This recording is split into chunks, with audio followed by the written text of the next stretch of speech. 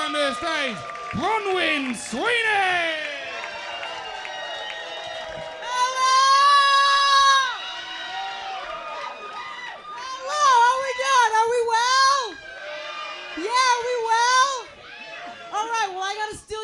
Right now because I'm a little emotionally fragile, okay? And has nothing to do with this last set that we just saw. Listen, my mother is in town visiting me this week, right? There we go. Oh, fuck is right, okay? And of all the cultural wonders that this city has to offer, last night she and I went to go see, as per her request, Magic Mike Live. Are we all familiar with Magic Mike Live? I have to ask though, okay, because some people here might be too cultured to know. So for those of you who don't, here's a quick recap. Magic Mike Live is an urban opera, all right? About a magician named Michael who leads horny women to the mountains with his dick. Like some kind of sexy Pied Piper with abs, right? Yeah. I mean, getting super aroused with your mother on a school night. As a single 36-year-old woman at the beginning of cuffing season, when you know you gotta share a bed with her later. 5 stars. Would recommend Fake Mike Hancock. Yeah. All right. But you guys didn't come here tonight to hear me talk about getting horny with my mother. You definitely did. So I'll tell you a little bit more about myself. Comedy's not my full-time job. By day, I work in advertising. Are we all familiar? I mean, it's like the second favorite profession after banking, am I right? The way I have to explain my job to people is I'm the one making the videos on YouTube you don't want to watch before the videos that you do. And I am fully aware that it is the longest 5 seconds of your life. When your hand is hovering over that skip button, it's some shit that took me months to make. Sometimes even years. Just crying out for 5 seconds of your time and respect.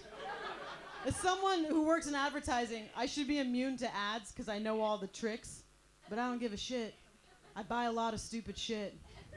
Like, did anyone else here in lockdown try to fill the giant gaping holes in their souls with an endless stream of Amazon packages?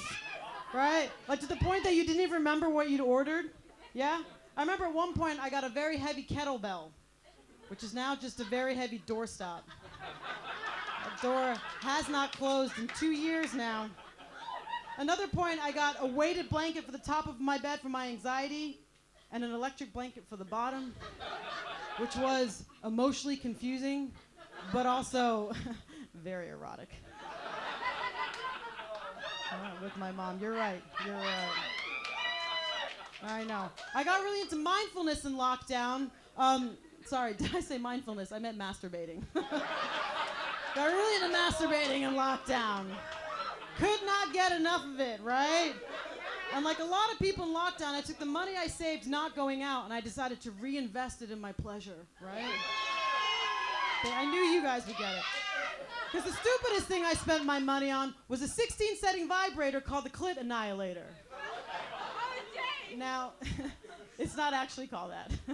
But I will not do their advertising for them for free. But if anyone is interested in getting their clit blasted off, please speak to me after the show.